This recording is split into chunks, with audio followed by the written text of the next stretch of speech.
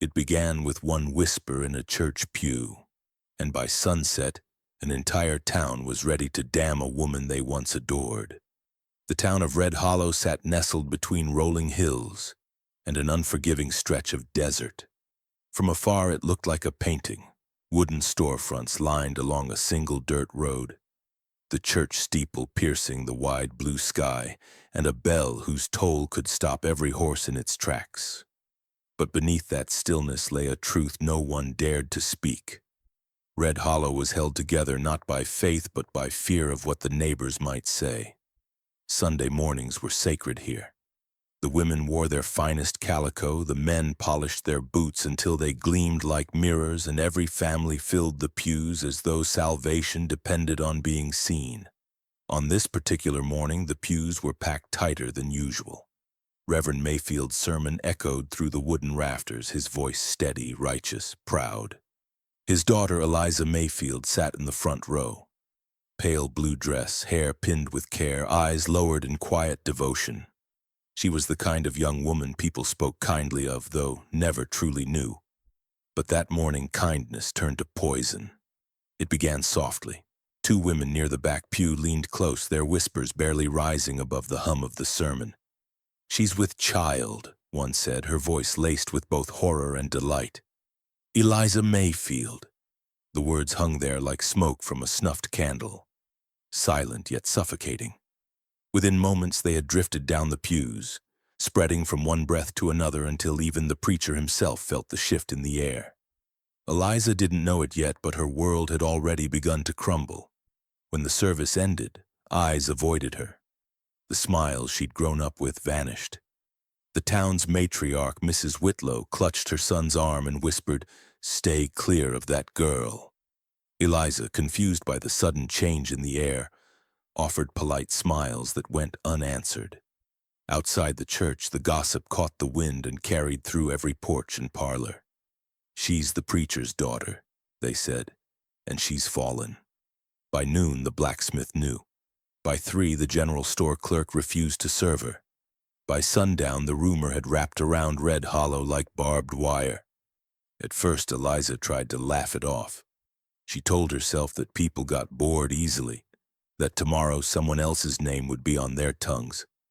But when her father came home, the look on his face told her otherwise. Reverend Mayfield didn't shout. His disappointment was quieter, crueler. "Eliza," he said, voice trembling between anger and shame, "tell me the truth." "There's no truth to tell, Papa," she whispered, her hands shaking. But he didn't believe her. Perhaps he couldn't. The man who preached grace every Sunday could not bear the weight of disgrace in his own home. He turned his back to her, pacing the floor of the parsonage, as if the walls themselves might hear. "I've given my life to this town," he muttered, more to himself than to her. "And now they'll think." He didn't finish the thought. He didn't have to. That night, Eliza sat alone on the porch, the cool wind of early autumn brushing her hair. The stars above Red Hollow had always been her comfort, steady, unchanging. But even they seemed distant now. She watched the lamps flicker in nearby houses, heard muffled laughter, doors closing. Every sound reminded her that she was now something to be feared, something unclean. Inside, her father knelt by his bed in prayer. He prayed for strength, for deliverance, for forgiveness, but not for her. By the next morning, the town's judgment became visible. The dressmaker refused to mend her shawl. The bakery stopped selling to her altogether. When she walked down Main Street, voices lowered, hands gestured, and a cold wall of silence followed her steps. Red Hollow's women, who once admired her for her gentleness, now crossed the street to avoid her gaze. And yet no one dared confront her directly. That was not how Red Hollow operated. Here ruin came quietly, one whisper at a time. Reverend Mayfield, desperate to salvage his name, began speaking more fiercely from the pulpit. His sermons grew sharper, filled with verses about purity, sin, and divine punishment. Though he never said her name, everyone knew who he meant. Each word was a blade cutting his own daughter's soul. Eliza stopped attending church. She stopped leaving the house altogether. The few who still pitied her, the school teacher, the widow next door, soon withdrew too, afraid of sharing her curse. She felt the world shrinking, closing around her until all she had left was the sound of the wind through the sycamore trees outside her window. Still, she refused to cry where anyone could see. She held her chin high, though her heart trembled. Every cruel whisper became another stone in the weight she carried. But even as shame pressed down on her, there was something inside her that would not break.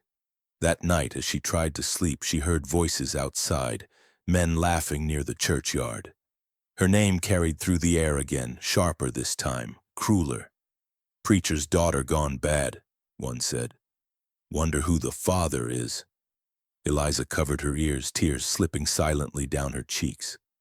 She prayed, not for herself but for the noise to stop. Across town, in the saloon lit by oil lamps and stale whiskey breath, a different kind of silence fell.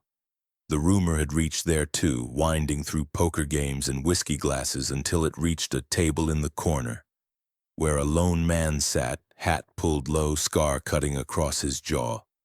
Cole Branson had been many things: a ranch hand, a gunfighter, a wanderer. But in all his years on the trail, he had never seen a town so quick to destroy one of its own. He listened to the talk, men laughing, spitting her name like a curse, and something in his chest shifted, something heavy and buried deep. He didn't know Eliza Mayfield. He didn't even know if the rumor was true, but he knew cruelty when he heard it. He'd seen it before, the same kind of whisper that once ruined another innocent name he'd loved long ago. He took a slow sip of whiskey, eyes dark under the brim of his hat, and muttered to himself, "Red Hollow's got no idea what it started." By nightfall, the rumor reached the saloon, and a scarred cowboy named Cole Branson heard her name for the first time. He wasn't a man of faith or fancy talk, but something in that whisper about a shamed woman stirred a ghost from his past. The sun had slipped low over Red Hollow, washing the town in the copper light of a dying day. Dust hung heavy in the streets, and the air smelled of horses, whiskey, and wood smoke. Inside the Silver Spur saloon, laughter mixed with the dull clatter of cards and coins. Men who worked the mines or the ranches gathered there each night to drink their pay and curse their luck. In the corner, away from the noise, sat a man who didn't belong. Cole Branson, a drifter whose boots had walked too many miles and whose eyes had seen too much death. Cole had come into town that morning with nothing but his horse, a saddlebag, and the look of a man who didn't plan to stay. He wasn't chasing gold or land. He'd long since stopped chasing anything. Red Hollow was just another stop between the past he couldn't face and the future he didn't care to meet. He'd been living like that for years, drifting from one place to another, trading work for food, sleeping under skies that all looked the same. But when he walked into the saloon that night, something in the air felt different. Maybe it was the uneasy hush that followed him through the doors. Or maybe it was the way people whispered just a bit louder when he passed. He ignored it at first, ordered a whiskey, and sat in the shadow of the far wall. The bartender, a round man named Murphy, gave him a long, cautious look before sliding the glass his way. "You new in town?" Murphy asked. "Just passing through," Cole muttered, his voice gravel low. Murphy nodded, but his eyes flicked toward the group of ranch hands near the center table who were talking and laughing like hyenas. Cole caught a few words: "Preacher's daughter," "sin," with "child," and felt the hairs rise on the back of his neck. He didn't mean to listen, but the tone in their voices was the kind that drew his attention. Cruelty always did. "Guess even a preacher's blood ain't holy," one man sneered. "Eliza Mayfield, sittin' high and pure all these years. Turns out she's just like the rest." The men around him roared with laughter, slamming their mugs on the table. Cole's hand froze on his glass. He'd never heard the name before, but the bitterness in their laughter felt familiar. It was the sound of men tearing down someone who couldn't defend themselves. The same sound he'd heard years ago in a town not so far from here, when his own sister's name had been dragged through the mud. A flicker of memory cut through him like a blade. Abigail Branson, his little sister, the only person who ever saw good in him. She'd been 19 when she caught the attention of a deputy. A lawman who swore he loved her, swore he'd marry her. But he didn't. He left her broken, her reputation destroyed. The town turned on her, the way small towns always did. She tried to hold her head high, tried to keep believing folks would remember she was good. They didn't. She died a year later alone, and Cole had been too late to stop it. He could still remember standing over her grave, feeling the kind of guilt that never fades. Since that day, he'd been riding with ghosts, never staying long enough for anyone to know his name, never caring enough to be part of anything again. But hearing those men laugh now, something in him burned hot, fierce, and old. He lifted his glass slowly and drank, but his eyes never left the table. Murphy must have noticed the tension because he leaned in quietly. Word is the preacher's girl got herself in trouble. Nobody knows with who. Town's eaten her alive for it. Cole said nothing. His jaw tightened, the muscle in his cheek flickering. Murphy hesitated, then added, "You best not get tangled in their business, mister. Red Hollow's a place that don't forget what it hates." Cole gave a faint nod, but his silence wasn't agreement. It was the quiet before something else. The ranch hands kept at it, louder now, drunker. They threw Eliza Mayfield's name around like a curse, each laugh more venomous than the last. Cole watched them, men with nothing better to do than ruin a woman they didn't even know. He'd seen that kind before, strong when in a pack, weak when alone. He thought about standing up, about saying something. But what right did he have? He was a stranger here. And what did it matter to him? He told himself to stay seated. He told himself it wasn't his fight, but deep down he knew better. He'd told himself those same words years ago when Abigail needed him most. Doing nothing back then had cost him everything. The saloon grew louder. One of the men, a broad, red-faced rancher named Tom Greeley, slammed his hand on the table, nearly toppling his drink. "Preacher's disgrace," he shouted. "Preaches every Sunday about purity while his daughter's carrying a bastard. Makes you wonder what kind of man he really is." The laughter that followed was cruel and contagious. Murphy looked down at the bar, unwilling to meet Cole's eyes. Cole stared into his empty glass, the whiskey burning his throat, and set it down slow. The sound of it touching the wood cut through the noise like a hammer on steel. He rose from his chair, slow, deliberate, the boards under his boots creaking. The laughter died off. Men turned to look, the room thick with a sudden, uneasy quiet. Cole's voice was low, calm and dangerous. "You got a lot to say about a woman who ain't here to defend herself." Tom Greeley's smirk faltered, but only for a second. "What's it to you, stranger?" Cole stepped closer, the brim of his hat casting his eyes in shadow. "Maybe it's nothing to me," he said. "But I don't take kindly to cowards who spit on a lady's name for fun." A few men shifted in their seats, eyes darting between Cole and Greeley. The saloon that moments ago buzzed with laughter now held its breath. Even the piano player went still, his fingers hovering above the keys. Cole's hand hovered near his hip. Not on his gun, not yet, but close enough that everyone saw it. Murphy muttered under his breath, "Lord help us." Tom Greeley pushed his chair back and rose, his pride too big for his sense. "You don't know who you're talking to, friend." Cole's eyes met his. Cold, steady. "Then it's high time you learned who you're talking to." The air grew tighter, thick with the threat of violence. No one moved. No one spoke. When one drunk called Eliza the preacher's disgrace, Cole stood, and every man in the saloon went silent. No one in Red Hollow had ever stood up for Eliza Mayfield, until a stranger did with nothing but fury in his voice. For a long heartbeat, the saloon stood frozen, every eye fixed on the stranger who had dared to rise. The lamps flickered against the whiskey-stained mirrors, throwing shadows across Cole Branson's face. His scar caught the light, cutting a pale line through the dust and heat that filled the room. He stood tall, broad-shouldered, his silence heavier than any shout. The ranch hands, red-nosed and half-drunk, blinked up at him in surprise. Men like them weren't used to being challenged, least of all by a drifter whose name they didn't even know. Cole's voice came low, calm like a warning before a storm. I said, hold your tongues. No one moved. The room had gone deathly still.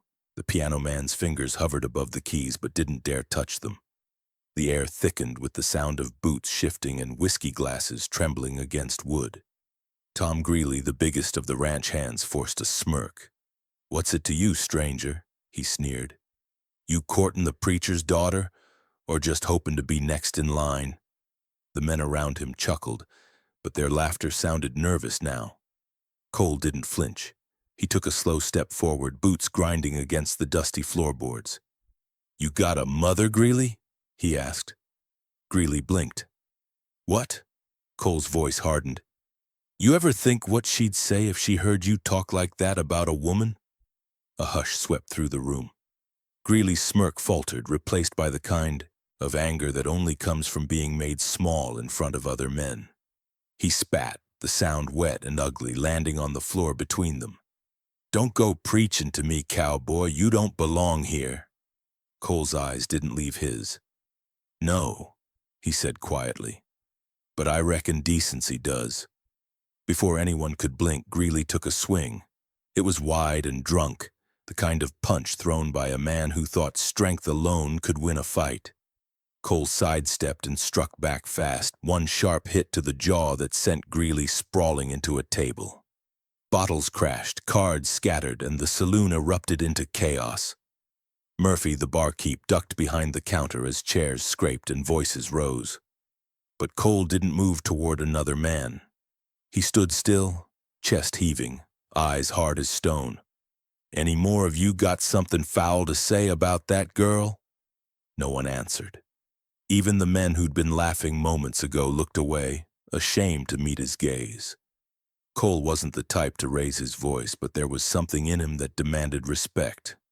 Or fear. Thought so, he muttered. A wiry old miner at the end of the bar spoke up, half slurred.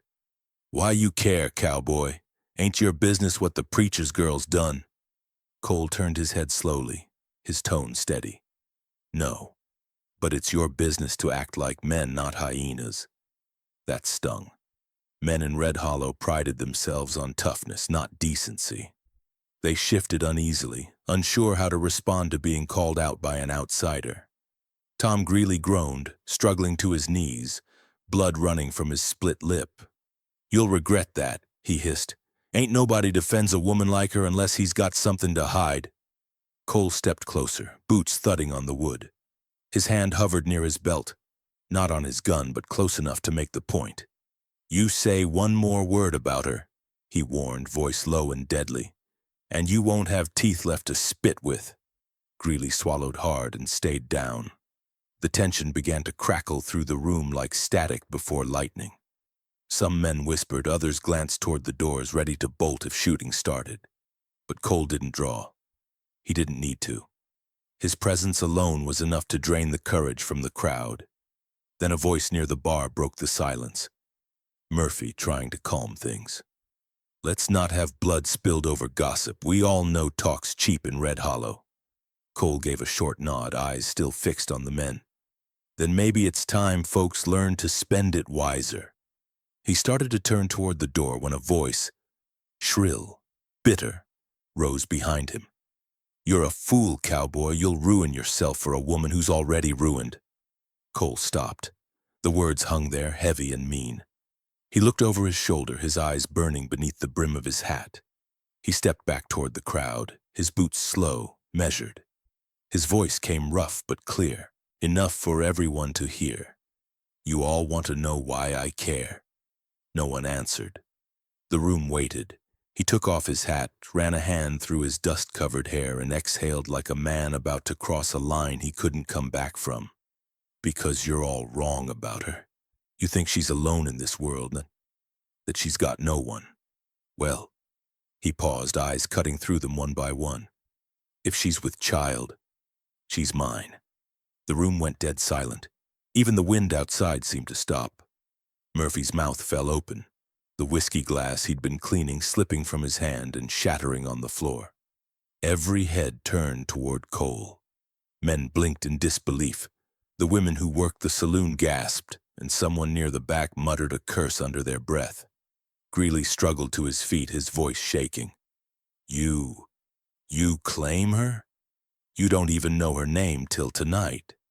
Cole didn't blink. "Don't matter," he said. "She needs someone to stand up for her.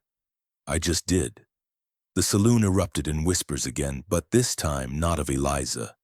They were all about him. The drifter who'd claimed the preacher's disgraced daughter as his own.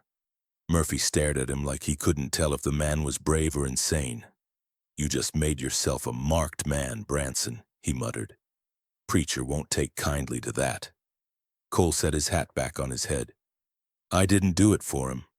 He walked out into the cold night, the doors swinging behind him, leaving the room buzzing with shock and disbelief. Inside, the men who had mocked Eliza Mayfield fell into uneasy silence. None dared speak her name again. Outside, the night air bit sharp against Cole's skin. He exhaled slowly, feeling the weight of what he'd said settle deep in his chest. He hadn't planned those words. They'd come out like something bigger than him had spoken through him. But they were out now, and they couldn't be taken back. Up the hill, beyond the glow of the saloon lights, the churchyard stood dark and quiet. A lone figure lingered there in the shadows. Eliza Mayfield, wrapped in her shawl, face pale in the moonlight. She had come out seeking the peace of night only to hear her own name shouted inside the saloon. At first she thought it was another cruel taunt, another dagger thrown at her reputation. But then came the stranger's voice, low, strong, and steady. "If she's with child, she's mine." Her breath caught. The ground beneath her seemed to tilt. She clutched the fence post to steady herself, but the world spun faster, heavier. The shame, the shock, the confusion, it was too much. Outside, unseen, Eliza hears those words and collapses to the ground. Sometimes a lie spoken in kindness can save a soul more than a truth whispered in hate. Eliza woke to the sound of boots on her porch. Slow, steady steps that made the old boards creak beneath their weight. Morning light filtered through, the thin curtains golden and cold. Her head throbbed, her mouth dry. The memory of the night before came back in flashes. The whispers, the shame, and then those words echoing through the dark. "If she's with child, she's mine." At first she thought it must have been a dream, some cruel trick her mind had played. But when she pushed aside the curtain, her heart jolted.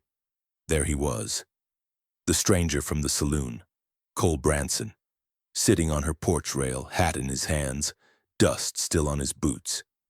His horse grazed by the fence, and the man himself looked as if he'd been sitting there all night. Eliza's first instinct was fear. Fear of what the town would say if they saw him there. Fear of the man himself, that tall, rough-edged drifter who'd claimed her in front of everyone.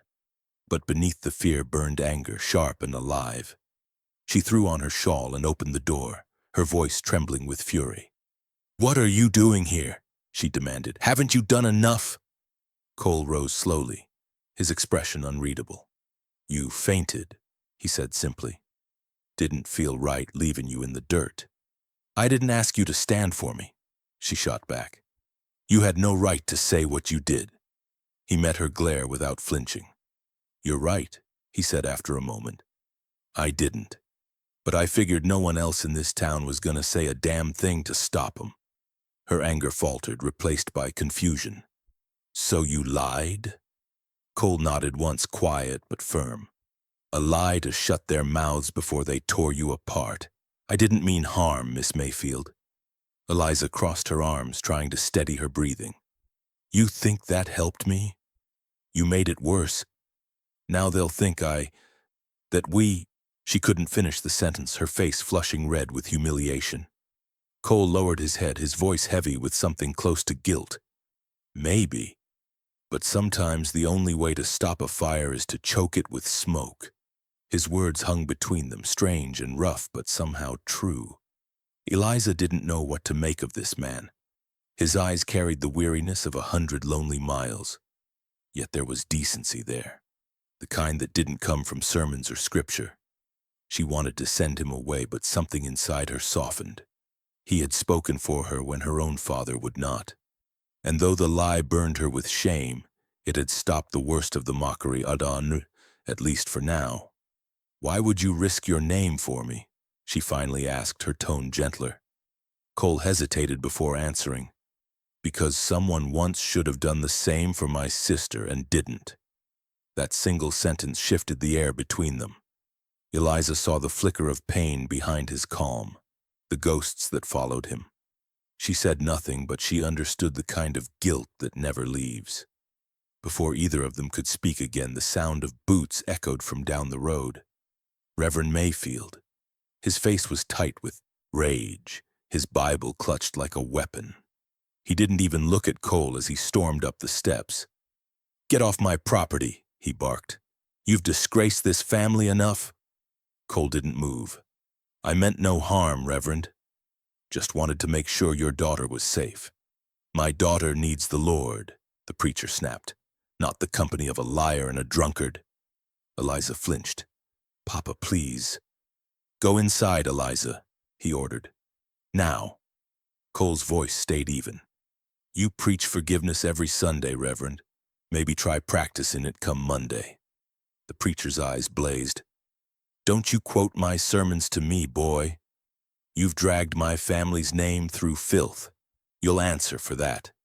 Cole tipped his hat. "Maybe. But I'll sleep fine knowing I stopped a pack of dogs from tearing your daughter apart." The preacher froze, taken aback by the bluntness in Cole's tone. For a moment, no one spoke. Then he turned sharply and walked away, the hem of his black coat swirling behind him like smoke.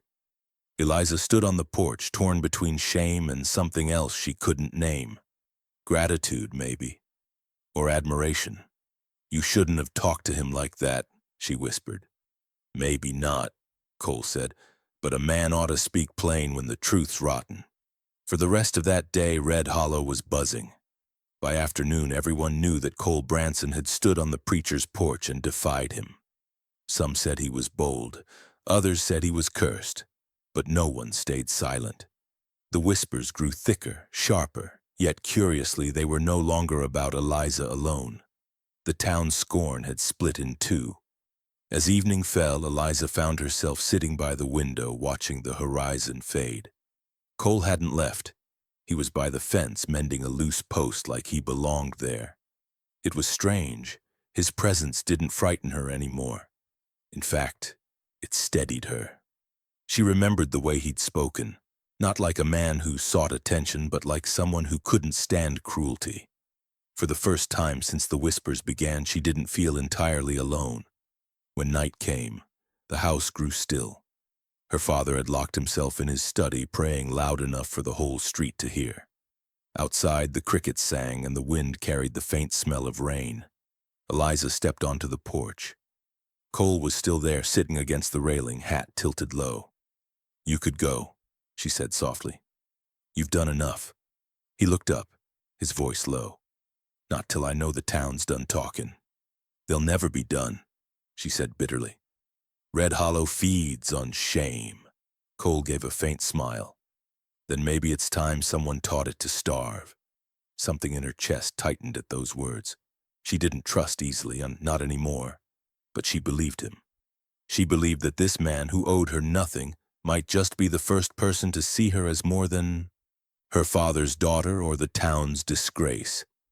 The quiet stretched between them, and for a fleeting second Eliza felt the smallest spark of safety.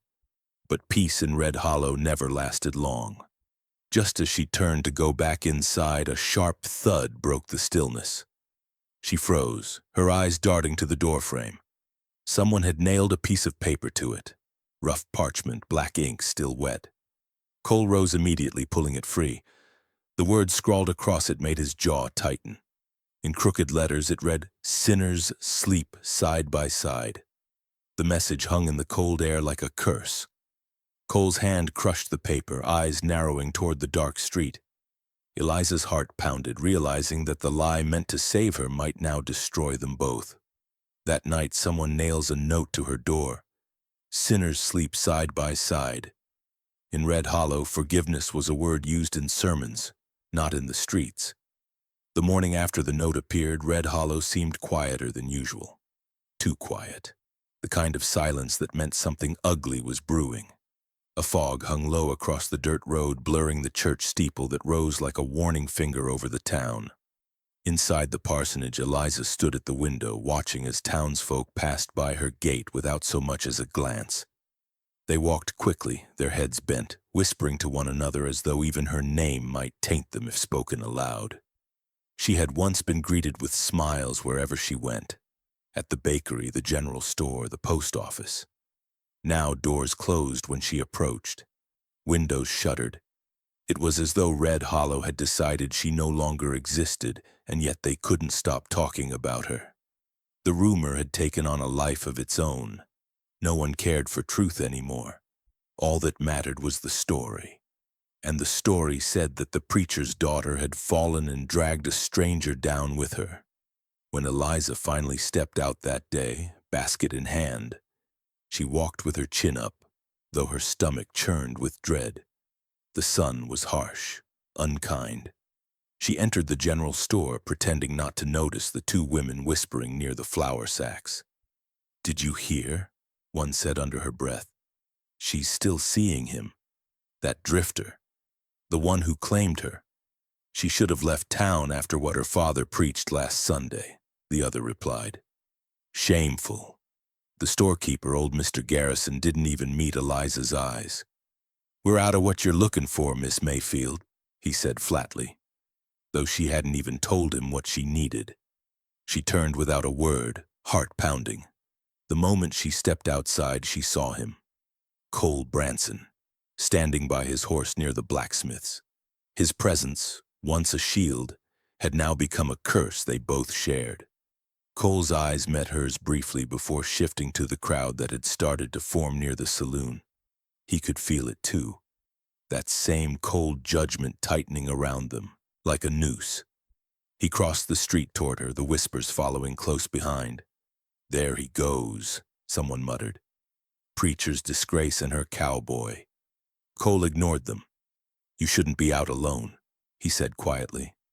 "I can't hide forever," she replied, voice trembling. "They already think the worst of me." He studied her for a long moment before nodding. "Then let's give 'em something else to talk about." That afternoon, the two of them worked side by side, repairing her broken fence. The wood was splintered, the posts leaning much like her spirit. Cole said little, but his hands moved with quiet purpose, chopping, hammering, fixing what the town had let rot. He didn't try to comfort her. He simply worked, and somehow that was enough. At one point, Eliza paused, wiping the sweat from her brow. "You shouldn't keep helping me," she said softly. "You'll make more enemies than friends." Cole drove another nail into the post and said, "Ain't looking for friends." There was no bitterness in his voice, just truth. For the first time, Eliza realized that Cole's defiance wasn't born of anger, but of survival. He'd long ago stopped caring what the world thought of him. That freedom frightened her, and yet she envied it. As they worked, the preacher's voice carried faintly through the wind from the church. Reverend Mayfield was preaching again, his tone louder, harsher. His sermons had changed since the scandal. The words once meant to heal now cut like knives. "Eliza Mayfield," he thundered from the pulpit that Sunday, "is a reminder that even the purest can fall. Sin hides beneath the sweetest faces. Beware the wolves among the lambs." The congregation murmured, heads nodding, amens echoing. Not one person dared speak for her. Eliza stayed home that morning, sitting by the window as her father's voice spilled through the open church doors and into the street. She had loved her father once with the kind of faith that made her believe he could never fail her. But now his words felt like stones hurled from the pulpit. Stones meant for her heart alone. Cole had been sitting on the porch when she came outside, her face pale and tight. He didn't ask what the preacher had said. He didn't have to. "You keep fighting a war that ain't yours to win," he said quietly. She looked at him, the pain in her eyes too raw to hide. "He's my father," he nodded slowly. "Sometimes blood ain't the same as love." The days stretched on, each one colder than the last. The autumn winds turned sharp, carrying with them the echo of cruel laughter. Cole was no longer welcome at the saloon. They called him the preacher's fool and refused to serve him. The blacksmith stopped offering him work. Even the stable boy crossed himself when Cole walked by, as though the man carried a curse. Still, Cole didn't leave. He spent his days helping Eliza mend fences, chop wood, and haul water. Quiet acts of rebellion against a town determined to see them break. At night, the parsonage glowed dimly with the flicker of one lantern. Inside, Reverend Mayfield prayed until his voice broke, asking God to cleanse his house of shame. Upstairs, Eliza lay awake listening, her hands clasped tightly as tears soaked her pillow. She no longer knew if she prayed for forgiveness or for strength. Outside, Cole often sat beneath the sycamore tree near her porch, staring into the distance. He didn't know what he was waiting for. Maybe the day Red Hollow would tire of its own cruelty, but deep down, he knew towns like this didn't change. By the third week, hostility turned to menace. Strange things began happening. Someone slashed Cole's saddle. Rocks were thrown through Eliza's windows at night. A smear of tar appeared on the church steps. A silent threat meant for her father, perhaps, or for the sinner he refused to claim. The fear was constant now. When Eliza walked to the well, she could feel eyes watching from every window. When she went to the market, children whispered behind her. She started carrying herself differently, quieter, smaller, as if shrinking might make her invisible. Cole noticed. One evening, as the sun sank behind the ridge, he handed her a small cross he'd carved from wood. "For when you forget you're worth something," he said. She looked down at the crude little carving and for the first time in weeks smiled. "You really believe I am? I reckon I wouldn't be here if I didn't." The next morning, Eliza woke before dawn. The air was cold enough to bite, frost clinging to the edges of her window. She pulled her shawl tight and stepped outside, planning to fetch water before the day began. At first, she didn't notice it. The porch looked as it always did, until her eyes caught the dark shape hanging by the door. It was a dove, a white dove, dead and pinned through the chest with a rusted nail. Its feathers were stiff with dried blood, and beneath it, a torn scrap of paper fluttered in the wind. She reached out with trembling fingers and read the words scrawled in crooked black ink. "Unholy." Her breath caught. The paper slipped from her hand. Somewhere behind her, she heard Cole's voice calling her name, the crunch of his boots on the frost. But she couldn't move. The symbol of peace pinned dead to her door. It was the town's final verdict. At dawn, Eliza finds a dead dove pinned to her door, with the note, "Unholy. Every man who rides alone carries a grave in his heart," and Cole Branson carried more than one. The morning after the dove was found, the air around Red Hollow felt heavy, like the town itself was holding its breath. Cole buried the bird quietly beneath the sycamore by the fence, saying nothing while Eliza stood beside him, her face pale and unreadable. She didn't cry, not because the cruelty hadn't cut deep, but because tears felt wasted on people who no longer saw her as human. Cole watched her hands tremble, and for the first time in years he felt something old stirring, the ache of memory. He'd seen that same tremor once before, years ago, in another town that looked a lot like this one. Same dusty street, same painted smiles hiding rotten hearts. He'd sworn he'd left that pain behind, but the past has a way of following a man who never stops running. That night, when Eliza finally went inside to rest, Cole stayed by the porch fire, the flame crackling low. The sound of crickets and distant wolves was all that kept him company. He took a long drag from his cigarette and stared at the stars until they blurred. The smoke curled upward, carrying him back to the night everything had gone wrong. The night Abigail Branson, his little sister, lost everything. She'd been 16 when their parents died, leaving her in Cole's care. Back then, he was young and full of anger, trying to make a living off cattle work, drifting from one ranch to another. Abigail was his whole world, kind, gentle, and too trusting for her own good. When a new deputy came to town, a man with a charming smile and polished boots, she believed his promises. Cole hadn't been there that night when it happened. He was 3 towns over, breaking horses for a month's wage. When he returned, Abigail was gone. He remembered the look in her eyes when he found her weeks later at their old cabin. Shame had hollowed her out. She couldn't even speak his name. She died before winter ended. The fever took her, but Cole knew it wasn't sickness that killed her. It was heartbreak. And the man who'd done it? He wore the badge of law, Deputy Harlan Pike. Cole had hunted Pike once, tracked him across half the frontier, but every time he got close, the law protected its own. Pike disappeared, reappeared under new names, always with another badge on his chest and another town fooled by his grin. Eventually, Cole gave up the chase. He told himself the past was buried, but deep down he knew he'd just run out of ways to face it. Now, years later, watching Eliza Mayfield endure the same venom, that buried guilt rose again like smoke from dying coals. She was nothing like Abigail, and yet everything about her reminded him of her. The quiet strength, the dignity under fire, the way her eyes refused to break even when the whole town tried to shame her into silence. He hadn't told Eliza much about himself. She only knew that he was a drifter, a man with no home and no reason to stay. But every time he looked at her, he saw the same injustice he'd once failed to stop, and he couldn't walk away this time. Not again. The fire cracked, pulling him back to the present. His jaw tightened. Somewhere out there, the kind of men who ruined lives were still walking free, men like Pike. The world was full of them. He leaned back in the chair, eyes on the road. That wound into town. "You still haunt me, Abby," he murmured. "Maybe that's why I'm here." The next morning, Eliza found him chopping wood behind the parsonage. He'd been at it for hours, sweat glistening on his brow, his movements sharp and methodical. Like each swing of the axe was a way to carve the ghosts out of his chest. "You don't have to do that," she said softly. "You've already done enough." Cole didn't stop. Work keeps a man from thinking too much.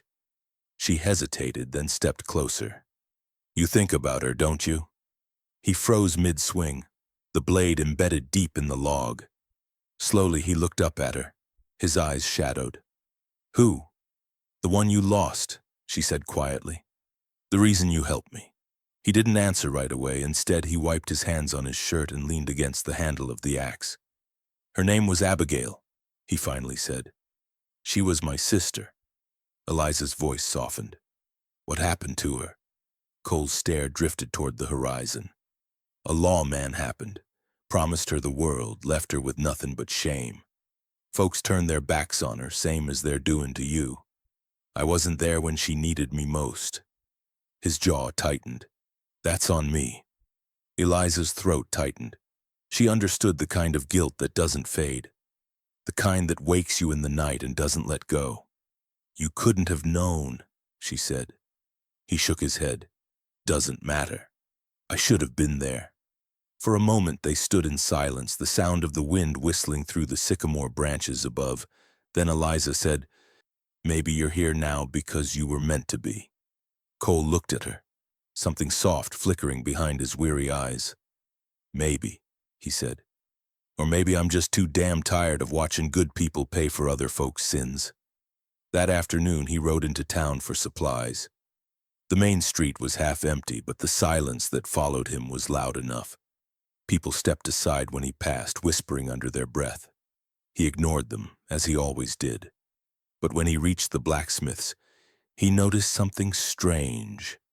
A group of riders gathered near the sheriff's office, their horses restless, dust swirling around their boots. Among them stood a man in a dark duster, tall, broad, with the polished boots of authority and a badge glinting on his chest. Cole froze, the world narrowing to a single heartbeat. The man turned and the sunlight hit his face. The same smug smile, the same sharp eyes. Older now, heavier, but unmistakable. Deputy Harlan Pike. Cole's fingers twitched near his gun. For a moment, all the years between then and now disappeared. He saw his sister again, her face pale in the lamplight, her hands shaking. Rage welled up like fire in his throat, but he didn't draw. Not yet. Red Hollow wasn't ready for that kind of storm. Instead, he turned his horse around, jaw tight, and rode back toward the parsonage. His pulse thundered in his ears. Eliza saw him approach, his expression grim, and knew something had changed. "Cole," she said, stepping down from the porch. "What is it?" He dismounted slowly, his eyes dark as storm clouds. "You asked why I came to Red Hollow," he said quietly. She nodded. He looked past her toward the church steeple, his voice low and hard. "Seems the past found me first." That same lawman from Cole's past, Deputy Harlan Pike, rides into Red Hollow wearing a new badge. He wore the badge of law, but beneath it beat the heart of a predator. When Deputy Harlan Pike rode into Red Hollow, the town greeted him like salvation had arrived on horseback.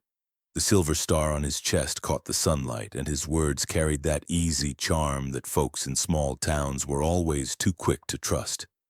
He had a way of smiling just right, of tipping his hat at women and calling men by name even if he'd only just learned it. Within days, he'd become a fixture, shaking hands, offering to restore order, and promising justice to a town that believed sin was spreading faster than Scripture. The preacher welcomed him first, of course. Reverend Mayfield saw in Pike what he wanted to see. A man of God's law, righteous and clean-cut, ready to purge the wickedness that had tainted his home. The town followed suit. After weeks of gossip and fear, they needed someone to blame, someone to fix what had been broken. And Pike, with his sharp jaw and steady voice, fit the role perfectly. Cole Branson knew better. He watched from a distance the first time Pike rode down Main Street, dust curling up around his horse's hooves. Time hadn't dulled his memory. If anything, it had sharpened it. That smile, that polished confidence. It was the same mask Pike had worn years ago when he'd fooled Abigail, when he'd fooled an entire town before leaving it in ruin. Seeing that face again made Cole's blood turn to iron. He had told himself he'd never see Pike again. But here he was, wearing a badge, standing at the preacher's side, shaking hands like the devil dressed for Sunday. Cole clenched his fists and walked out of sight before the rage boiling inside him found its way to his gun. Over the next few days, Pike made himself busy. He patrolled the streets, stopped in at the saloon for friendly conversation, and most cunningly paid visits to Eliza Mayfield. The first time he came to her door, she hesitated before opening it. His badge gleamed. His tone was soft, polite. "Miss Mayfield," he said with practiced sincerity, "I heard what this town's been putting you through. I reckon no woman deserves to bear that alone." Eliza, cautious but desperate for any kindness, let him speak. He offered to protect her, from the whispers, from the threats, from Cole Branson. "You might think that drifter means well," Pike said, lowering his voice, "but I've seen his kind before. They bring trouble wherever they go. He ain't saving you, Miss Eliza. He's using you to cover his own sins." Eliza's heart stung. Cole had been nothing but good to her, but doubt has a way of growing where fear already lives. Pike knew exactly what he was doing, planting seeds of mistrust in the soil of her uncertainty. "I appreciate your concern, Deputy," she said quietly, "but Mr. Branson's done me no harm." Pike smiled, all false gentleness. "That's how it starts, ma'am. But trouble's got a habit of looking harmless at first." He tipped his hat and left her standing in the doorway, confusion shadowing her face. That evening, Cole came to the parsonage. He'd seen Pike's horse tied by her gate earlier and knew exactly what it meant. He didn't bother knocking. The anger was too hot for manners. "What did he want?" Cole asked, his tone sharp. Eliza folded her arms, defensive. "He said he was checking in. Said folks were worried you might bring danger to town." Cole's jaw tightened. "That man's no law, Eliza. He's filth in a clean coat. You stay away from him." Her eyes narrowed. "You talk like you know him." "I do," he said, voice low. "Better than anyone here." Then why not tell me the truth instead of just orders? She shot back, her own anger rising. Cole hesitated. The past wasn't something he'd ever spoken of aloud, not since Abigail. But the thought of Pike near Eliza, near anyone innocent, made his stomach twist. He hurt someone once, Cole said finally, someone who didn't deserve it. I tried to make it right. I failed. Eliza stared at him, her heart torn between trust and fear. That's not much of an explanation. Maybe not, he admitted, but it's the only one I can give. Before she could respond, a knock thundered at the door. Reverend Mayfield stepped in, his face lined with anger. Cole Branson, he said coldly, you'll leave my property and my daughter be. Deputy Pikes informed me you're not what you claim. Cole turned slowly. And what exactly does he say I am? The preacher's mouth tightened. A liar. A fugitive. A man who left a preacher's daughter in another town with a child and no name to give it. Eliza's breath caught. That's not true. Mayfield raised a hand to silence her. The deputy checked your name with nearby counties, Branson. Said there's talk of a man by that very name wanted in Kansas. You'd do well to leave before the law catches up. Cole's eyes darkened. He's lying to you, Reverend. He's lied to plenty before. But Mayfield wouldn't hear it. Leave, or I'll have you removed. Eliza looked between them, her trust splintering. Cole saw the doubt flicker in her eyes, and it hit him harder than any punch could. Without another word, he stepped past the preacher and walked out into the fading light. Pike was waiting near the church steps, hat tilted, a grin curving his lips. Town's small, he said lightly. News travels fast. Cole stopped in front of him. You got no right wearing that badge. Funny thing about rights, Pike said, voice slick as oil. You lose yours when you break the law. And you, Branson, you've been breaking laws since before I met you. Cole's hand twitched toward his gun belt, but he forced it still. You're the reason my sister's dead. Pike's grin didn't falter. She was weak. You can't hang that on me. The words were like a spark to tinder, but Cole held the fury in barely. He knew if he drew now, Pike would win. Pike leaned in close. You can scowl all you want, cowboy. Red Hollow belongs to me now. And soon enough they'll turn on you faster than you can saddle that horse. He brushed past, the faint smell of tobacco and dust trailing behind. Cole stood there for a long time, staring at the empty street as the church bell rang in the distance. He could already feel the tide turning, the townsfolk's eyes colder, the whispers sharper. Pike's poison was spreading, same as it had before. By sundown, the sheriff had been convinced. Cole saw the riders gathering outside the jailhouse, rifles glinting in the fading light. Inside, Pike handed the sheriff a wanted poster, the paper yellowed and creased. That's your man, he said, his voice low but sure. Cole Branson. Drifter, killer, and liar. The sheriff nodded grimly. Then we'll bring him in. Outside, Cole mounted his horse, already knowing the noose was tightening. Somewhere behind him, the saloon doors slammed open, and the sound of boots echoed as the posse formed.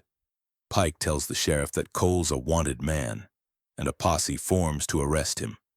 When justice wears a badge, the innocent often bleed first. The sun dipped low over Red Hollow, spilling red light across the dust and rooftops like the sky itself had been wounded. The sound of hooves thundered through the streets as the sheriff's posse saddled up, rifles gleaming, their faces set with grim resolve. The wanted man they were after wasn't a killer or a thief, just a drifter who'd made the mistake of standing between a corrupt lawman and his prey. Cole Branson watched from the edge of town, his horse restless beneath him. He could see them gathering. The sheriff, 3 deputies, and the one man whose smirk he'd never forgotten. Deputy Harlan Pike. The sight of that badge pinned to Pike's chest made Cole's stomach twist. It was the same badge that had once let Pike escape justice, the same badge that now gave him the right to hunt the man who had every reason to end him. Cole spat in the dust and tugged on the reins. He could have ridden out then, gone west, vanished into the hills like smoke. But leaving meant running again, and he was done running. Behind him, the wind carried the faint echo of Dieu's church bells. Red Hollow was preparing for Sunday worship, pretending not to notice the manhunt forming at its doorstep. Cole's jaw tightened. It figured. The town prayed for peace while sharpening its knives. He turned his horse toward the open plains. He wouldn't fight the sheriff's men. He wouldn't draw on a badge, not even one worn by liars. But Pike? Pike was another story entirely. Meanwhile, in town, Eliza Mayfield sat alone in the dim corner of the blacksmith's barn. She'd come seeking help, someone to stand between Cole and the posse, but found only the truth. The old ranch hand, Eli Carter, sat on an overturned bucket, his eyes watery and weary with years. "You say that new deputy's name's Pike?" he asked, his voice cracking. Eliza nodded. "He claims to know Cole. Says he's dangerous." Eli's gaze darkened. "Dangerous? That man's the devil wearing a smile. I worked under him down in Wichita years back. He ran the sheriff's office like his own kingdom. Folks who didn't do what he wanted disappeared. There was a girl once, young, quiet thing. Preacher's kin, I think. Pike ruined her life. The brother tried to stop him. That brother's name was Branson." Eliza's breath caught. "Cole?" Eli nodded slowly. "Same man. I'd bet my last dollar Pike's lied his way into your town.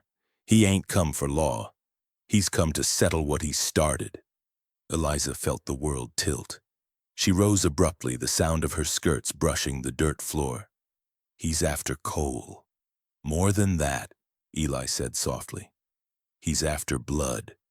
She didn't wait for more. Within minutes, she'd saddled her horse and was riding hard through the back trails, the wind biting at her face. She didn't know where Cole had gone, only that she had to reach him before the others did. The horizon burned red ahead of her, the kind of sky that promised violence. Out on the outskirts, Cole rode until the town was a shadow behind him. The land opened wide, a stretch of earth scarred by wagon ruts and the bones of old campfires.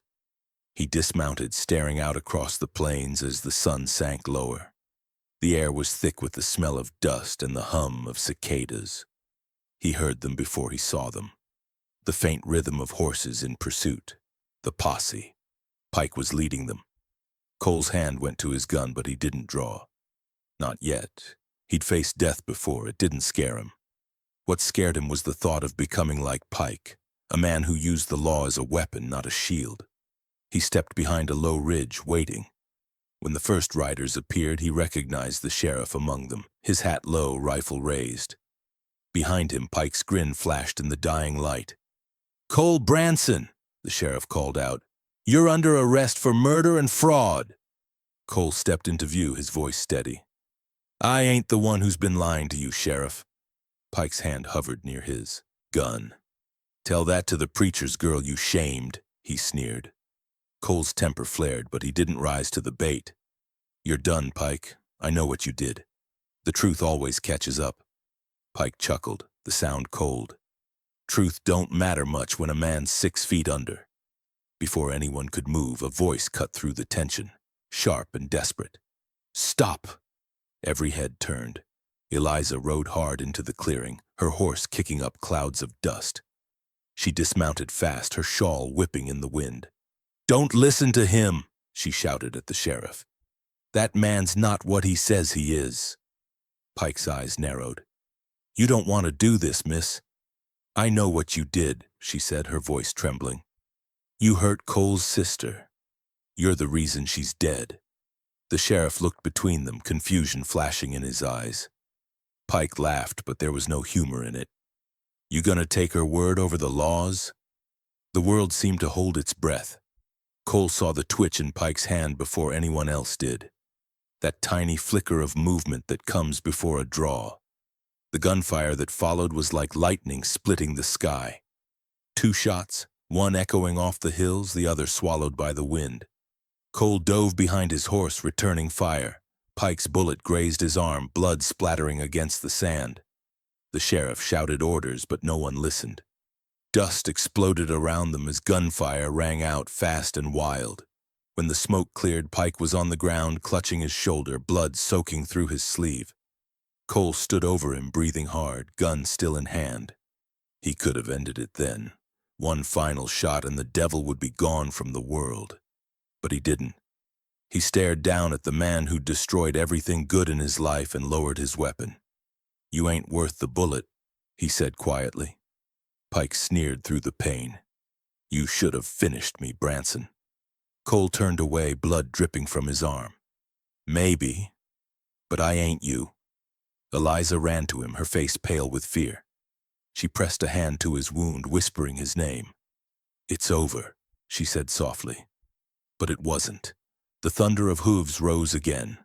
The sheriff rode forward, rifle raised, his face set like stone. "Cole Branson, you're under arrest," he barked. Eliza spun toward him. "You can't. He didn't start this." "He shot a deputy," the sheriff yelled back. "He's not the one who sinned," she shouted, her voice breaking. "I am." The world went still. Even the wind seemed to pause. Cole turned to her, disbelief in his eyes as she stood trembling before the sheriff's gun. A woman ready to trade her freedom for the man who had saved her soul. The sheriff rides up, arrests Cole, and Eliza steps forward shouting, "He's not the one who sinned, I am." Heading 9. The confession that shook heaven. The truth she spoke that day was heavier than any sin the town had imagined. Sunday morning dawned clear over Red Hollow, but the air carried an unease that no hymn could silence. The church bell rang through the valley, summoning the townsfolk as it always did. Only this time it wasn't for prayer, it was for reckoning. The night before had left the town bleeding with rumor, a gunfight outside the ridge, a wounded deputy, and the preacher's daughter shouting words that froze every man where he stood.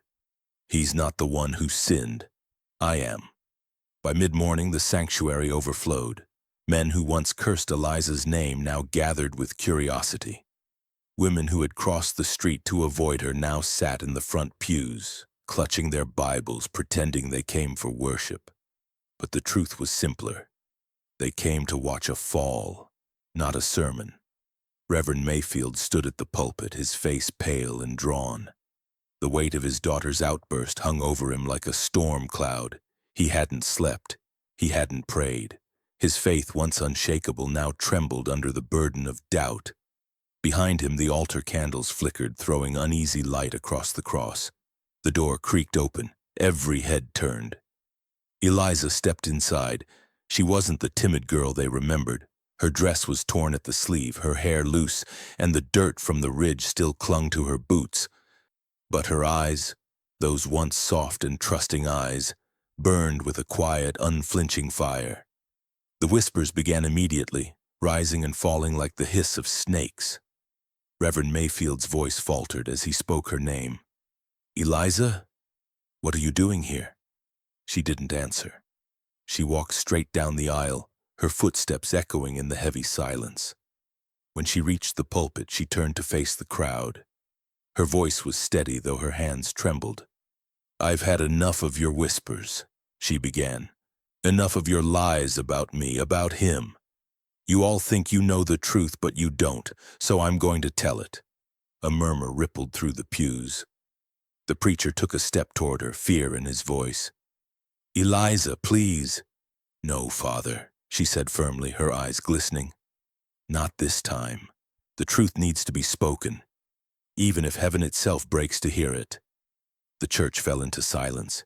Even the wind outside seemed to pause. Eliza drew a deep breath. Months ago, before any of this began, a man came to Red Hollow. A man wearing a badge. He called himself a lawman, but he was no law. Her voice cracked, but she pressed on. "He hurt me, took what wasn't his. And when I tried to speak, no one listened. I was the preacher's daughter, and no one wanted to believe that sin could find its way into my Father's house." Gasps rippled through the congregation. Faces paled. Someone in the back muttered Pike's name under their breath, but no one dared speak louder. Tears slipped down Eliza's cheeks, though her voice never wavered. "You all turned on me." You whispered and pointed. You prayed for my soul while you damned my name. But the only sin I ever carried was silence. The words hit the room like gunfire. Reverend Mayfield sank to his knees behind the pulpit, his face buried in his hands. His voice broke into a prayer, though no one could make out the words. Years of pride, of rigid piety shattered in that moment. He had preached repentance to others while ignoring his own failure to protect his child. Outside, the sheriff stood by the church door, his hat in his hands. He'd heard the confession, every word of it. And though the lawman in him wanted to uphold order, the man in him felt his throat tighten with shame. In the jailhouse across town, Cole Branson sat in his cell, the dull clang of the bell faint in the distance. His arm throbbed from the bullet wound, but it wasn't the pain that broke him. It was the thought of what Eliza had endured in silence. When the sheriff came to release him, Cole didn't move right away. She told them, the sheriff said quietly. Told them what Pike did. Cole looked up slowly. And they believed her? The sheriff hesitated. I reckon they have no choice now. Cole stepped into the morning light, his face drawn and pale. He wasn't the same man who'd ridden into Red Hollow weeks ago. The fight had been beaten out of him, replaced by something quieter, heavier. He found Eliza outside the church. The crowd had dispersed, though their stares still followed her like shadows. She stood by the fence looking toward the hills. When she saw him, she didn't speak. She just let out a trembling breath. They let you go, she said softly. They had to, he replied, after what you said. Her eyes met his. I didn't do it to save you, Cole. I did it because I couldn't live with the lie anymore. I know. His voice was low, rough. But you saved me all the same. They stood there in silence, two souls bound by pain neither had deserved. Eliza reached for his hand, her fingers brushing the calloused skin of his palm. For the first time, she didn't feel the shame of being seen. And for the first time in years, Cole felt something like peace. Not the kind that comes from victory, but from understanding. You think God forgives men like us? He asked quietly. She looked up at him, her eyes wet but steady. I don't think forgiveness is something you earn, Cole. I think it's something you give yourself when you've got nothing left. He nodded, though the weight in his chest didn't lift. His mind kept drifting to Pike, alive somewhere wearing that same smirk. He knew the law would never bring him justice. As if reading his thoughts, the sheriff approached, his face grim. Pike's still breathing, he said. Barely. Folks are riled up, there's talk of a lynching. Cole's jaw tightened. And you plan to stop him? The sheriff nodded. He's the law, Branson. My duty's to protect him till trial. Eliza stepped forward, panic flashing in her eyes. You can't mean that. After what he's done? The sheriff's expression hardened. I don't make the rules, Miss Mayfield, I just follow 'em. Cole stared at him, something dark rising in his gaze. His hand drifted to his hip, fingers brushing the grip of his revolver. The sheriff noticed, and so did Eliza. Cole, she whispered. He didn't answer.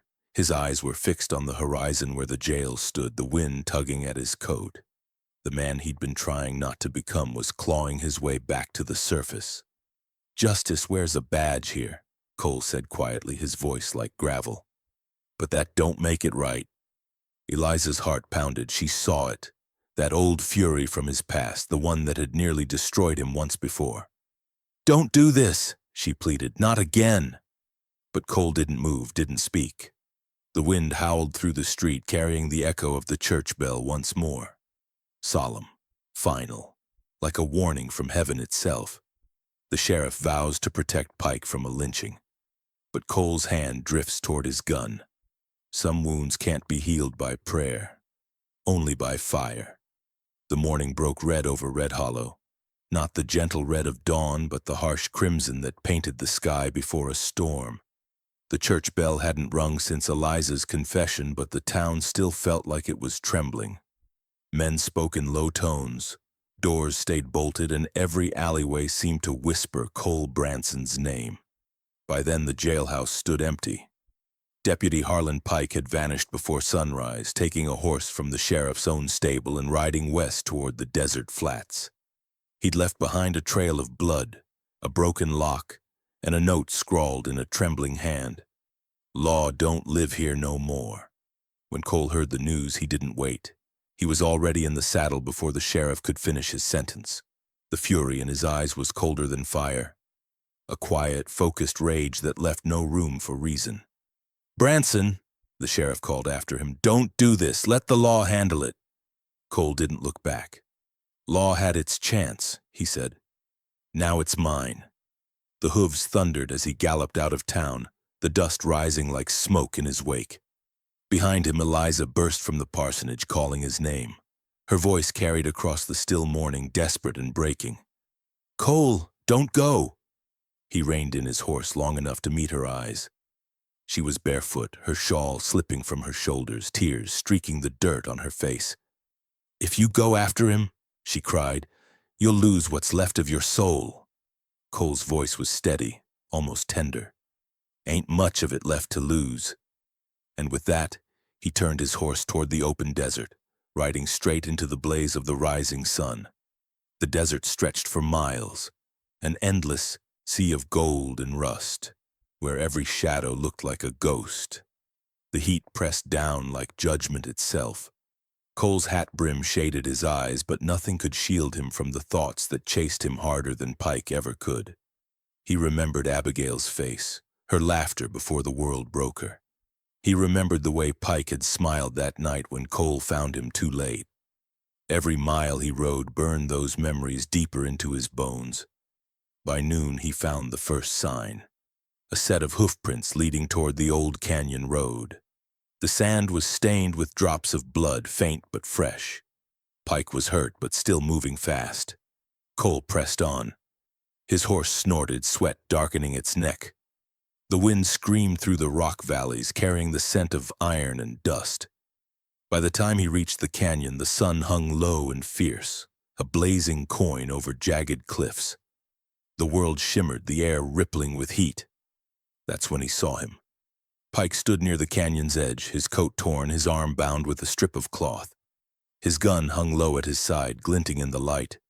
He turned as Cole approached, that same infuriating smirk curling his mouth. "I knew you'd come," Pike called out. "You always did like to play the hero." Cole dismounted slowly, his boots crunching on the red dirt. "Ain't no heroes out here, Pike, just men who've done wrong and men trying to make it right." Pike laughed, a hard, bitter sound. "You think this is justice? Chasing me through the desert? You don't even know what that word means." "I know it ain't you," Cole shot back. The wind howled through the canyon. For a long moment, neither man moved. The air between them was thick with memory, anger, and something darker. The shared knowledge of all the pain one had caused and the other had carried. Pike drew first. His bullet tore through the air, grazing Cole's shoulder. Cole dropped, rolled, and fired back, the shot hitting rock and throwing dust into Pike's eyes. The two men circled each other, shadows dancing against the stone. "You always were faster," Pike spat, wiping blood from his brow. "But I was smarter." Cole's voice came low and dangerous. "You were lucky, and luck's running out." Pike lunged. The two crashed together, fists flying, the sound of their struggle echoing through the canyon. Cole's knuckles met flesh. Pike's knee slammed into his ribs. They grappled in the dirt, sweat and blood mixing with the red dust beneath them. Pike's hand found a rock. He swung, catching Cole across the jaw. Cole staggered but didn't fall. He drove a punch into Pike's stomach, sending him reeling backward toward the cliff's edge. Pike stumbled, his boot catching on a loose stone. For a second he teetered, the drop yawning wide behind him. Then Cole lunged forward, grabbing Pike's arm and yanking him back to solid ground. Pike stared up at him, gasping. "Why'd you stop me? You could have ended it right there." Cole's breath came hard. "Because killing you ain't justice. It's mercy." Pike sneered, blood staining his teeth. "You think you're better than me?" Cole's eyes darkened. "No, I just know what being like you costs." He turned his back, holstering his gun, his chest rising and falling with exhaustion. Behind him, Pike's laughter started low, then rose like a fever. "You ain't got it in you, Branson," Pike taunted. "You'll never have it in you to finish what you start." Cole's hand twitched near his gun, but he didn't turn. He took a few slow steps toward his horse, the desert wind whipping through his coat. Then the shot came. The crack of it split the canyon wide, echoing for miles.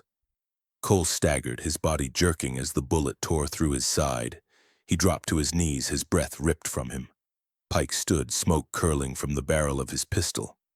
"Guess I finished it for you," he hissed. But fate had other plans.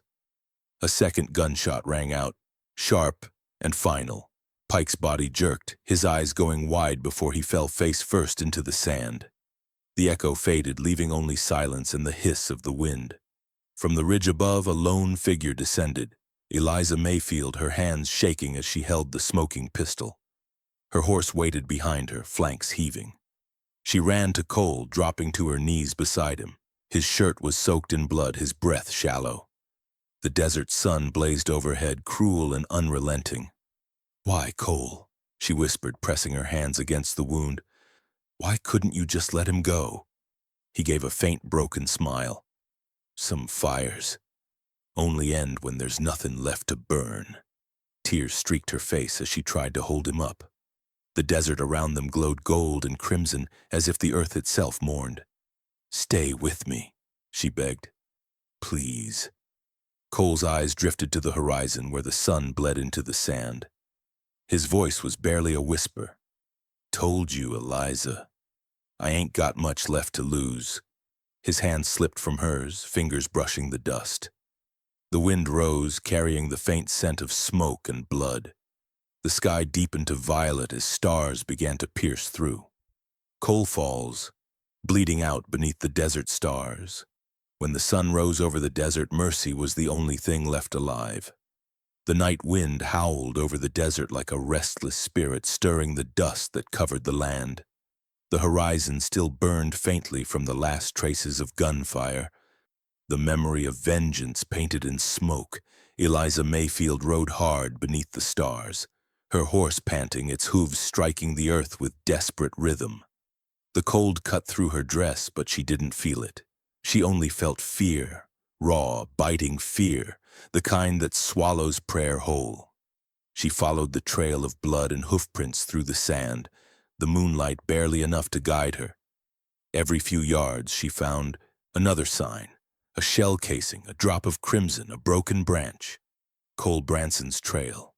She whispered his name into the wind, like a plea. "Please, God, let me find him before the desert does." By dawn, the light began to break, a pale, merciless glow spreading over the canyons. The sand turned gold, the shadows stretched long. Eliza's eyes burned from exhaustion, but then she saw it, a dark shape ahead, crumpled beside a fallen horse. Her heart stopped. "Cole!" she shouted, sliding off her saddle and running the last few steps. He lay half buried in dust, his face ghost pale, his shirt soaked through with blood. The desert sun had already started its cruel work, baking everything beneath it. Eliza dropped to her knees, brushing the grit from his face. His skin was cold, his breathing shallow. The rise and fall of a man caught between life and death. "Don't you dare leave me," she whispered fiercely. "Not after everything." Her trembling hands pressed against the wound in his side. Blood seeped between her fingers, dark and sticky, but she didn't stop. She tore a strip from her skirt, wrapping it tight around him. Cole groaned softly, his eyes fluttering open. "Eliza." His voice was faint, dry as sand. "You shouldn't be here. You shouldn't be dying," she snapped, tears spilling freely. "So I guess we both made bad choices." He managed the faintest of smiles. "Always did have a temper." She shook her head, choking back a sob. "Save your strength." "I'd rather save you," he muttered, his eyes closing again. Panic surged through her. She fumbled for her canteen, lifting it to his lips. "Drink," she said. "Please, Cole." He took a few slow sips, coughing, then leaned his head back. The silence around them was deafening. Just the whistle of the wind through the canyon rocks and the faint buzz of flies circling somewhere unseen. She sat beside him, holding his hand, praying he'd stay awake. Every few minutes his breath hitched, shallow and uneven. And every time she thought it might be his last, she whispered something, anything, just to keep him tethered to her voice. "You said once that some things are worth standing for," she murmured. "Well, I'm standing here now. You don't get to quit before me." He chuckled weakly, then grimaced in pain. "Guess I taught you too well." The sun climbed higher, burning away the chill. Eliza shaded his face with her shawl, the heat pressing down on her shoulders. Hours passed like minutes, and then, faintly from the distance, came the sound of hooves. Eliza stiffened. Cole heard it too. His eyes opened, searching her face. "Get behind the rocks," he rasped. She shook her head. "I'm not leaving you." "Please," he said, his voice barely a whisper. "If it's the sheriff." But it wasn't the sheriff. The rider that appeared through the shimmer of heat was a ghost from their nightmare. Harlan Pike, bloodied, staggering, but somehow alive. His shirt was torn, one arm limp at his side, his horse lathered with sweat. He dismounted clumsily, his face pale as chalk, eyes blazing with hate. "Well, look at that," Pike croaked. "The preacher's daughter come to finish what she started." Eliza rose to her feet, her heart pounding so hard she could barely breathe. "Stay where you are," she said, her voice shaking. Pike's lips twisted into a cruel grin. "You should have let me die, girl. Now you'll die with him." He reached for his revolver. Cole tried to push himself up, but his strength gave out. "Eliza, get down," he shouted hoarsely. But she didn't move. Something inside her snapped. A cold, clear anger she didn't recognize. She'd spent her whole life bowing to fear, to men who used power as a weapon. Not anymore, not with Cole bleeding in the dirt beside her. When Pike drew, she drew faster. The shot cracked through the air like thunder splitting the sky. Pike's gun dropped from his hand before he did. His body twisted, then fell backward into the dust. The echo rolled through the canyon, swallowed by silence. For a long moment, Eliza couldn't move. The gun trembled in her hands.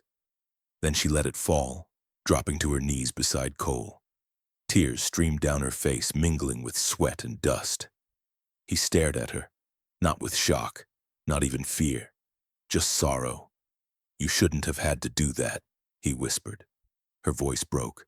"I didn't have a choice." He reached out, his blood-stained hand brushing her cheek. "No," he said softly. "You just did what I couldn't." The morning stretched endlessly around them. The desert, so full of death a few hours ago, felt eerily still. The only sound, their ragged breaths. Eliza pressed a cloth to his wound again, but the blood wouldn't stop. The color drained from his face faster than she could fight it. "You're gonna be all right," she said through tears. "You hear me? You're gonna make it out of this." He smiled faintly, eyes drifting toward the endless blue above. "You got a real bad habit of believing lies that sound like hope." "Then lie to me back," she said, her voice breaking. "Tell me you'll live." He chuckled once weakly. "Ain't my style to make promises I can't keep." Eliza's sobs grew quiet. She pressed her forehead to his chest, feeling the shallow rhythm of his breath. Around them, the world shimmered in gold and heat, indifferent to their suffering. "I killed him," she whispered. "I thought it would make me feel free, but all I feel is empty." Cole's hand found hers, squeezing with what little strength he had left. "That's what mercy feels like sometimes," he said. "It don't come easy, but it's still mercy." The wind picked up, sweeping across the canyon, carrying away the last of the gun smoke. Eliza stayed beside him, holding his hand as the sun climbed higher. Finally, Cole's eyes fluttered open one last time.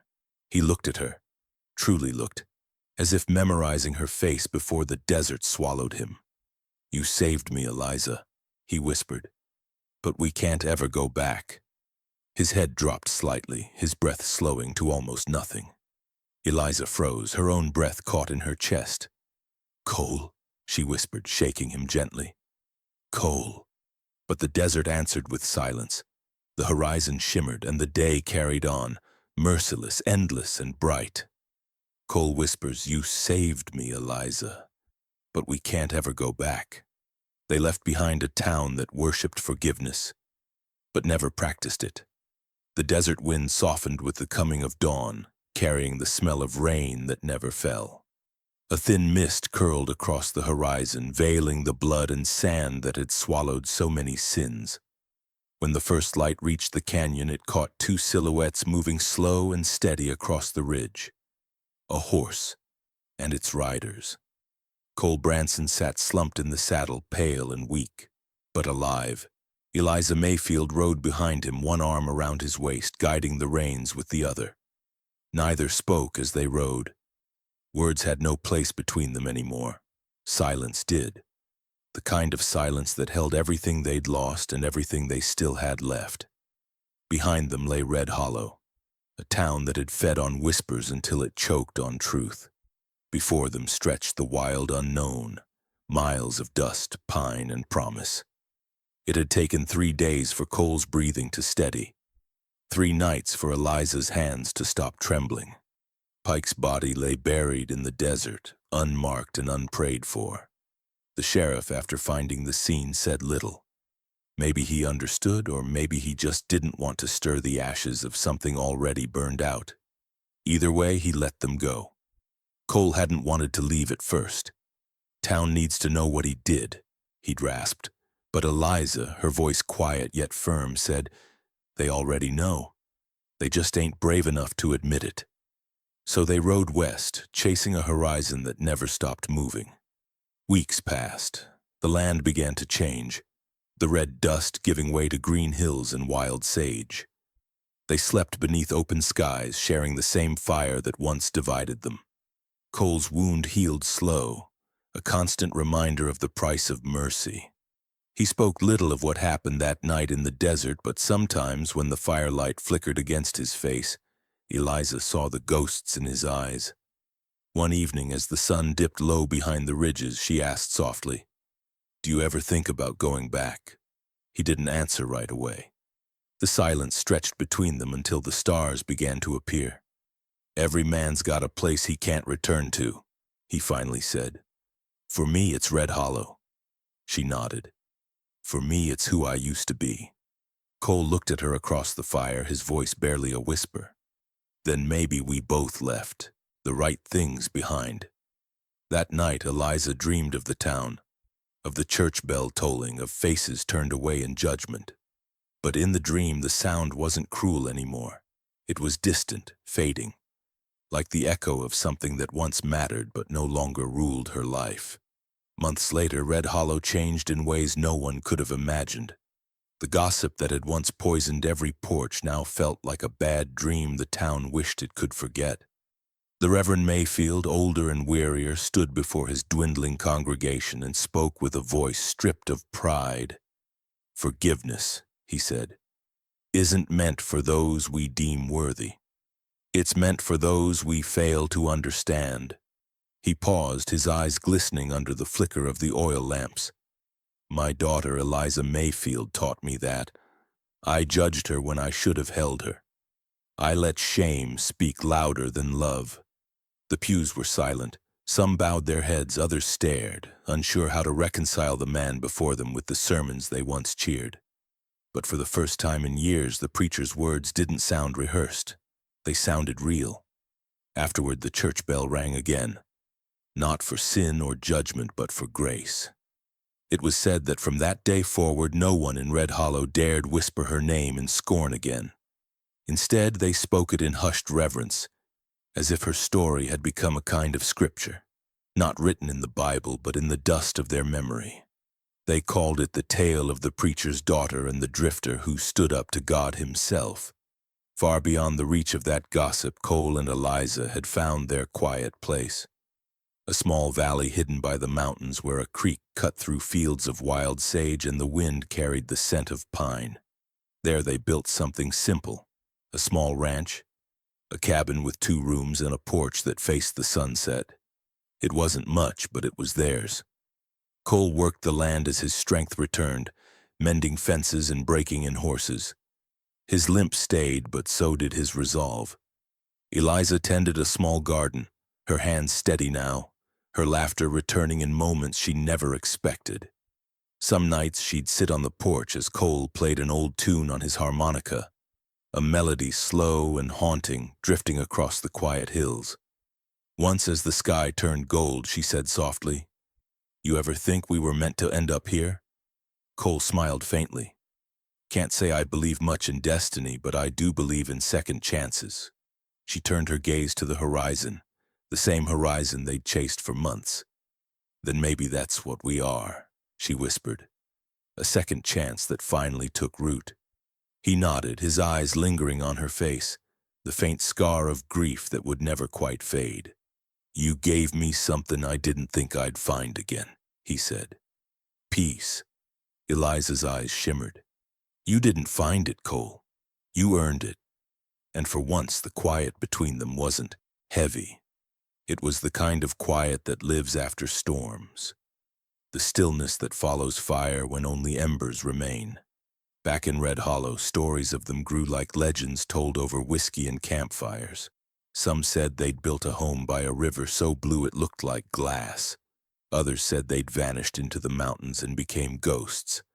But those who remembered them truly, the ones who'd seen what hate could do, spoke differently.